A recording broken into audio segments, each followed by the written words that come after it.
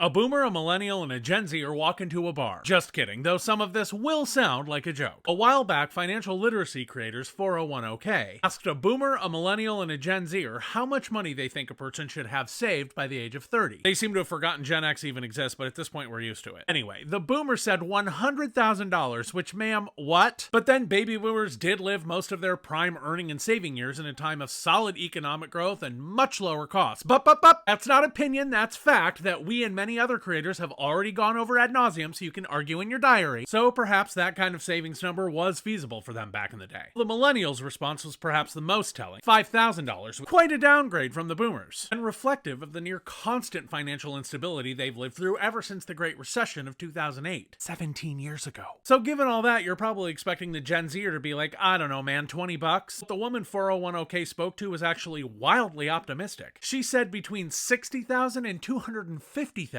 based on the advice that you should save up 20% of the cost of a house. So what exactly does this tell us other than Gen Z is never beating those "they're just like the boomers" accusations? Several studies have shown that Gen Z is actually really good at saving money, or at least better than their forebears. A 2024 Northwestern Mutual study, for example, found that the average Zer started saving for retirement at 22, much earlier than every generation before them, who mostly started in their 30s. And then there's people like me who's 40 and just started saving for retirement 3 years ago. Thank you for the 401k, boss lady. Money, please! Anyway, what about you? How are you handling saving for retirement other than walking out into the sea? Sound off in the comments.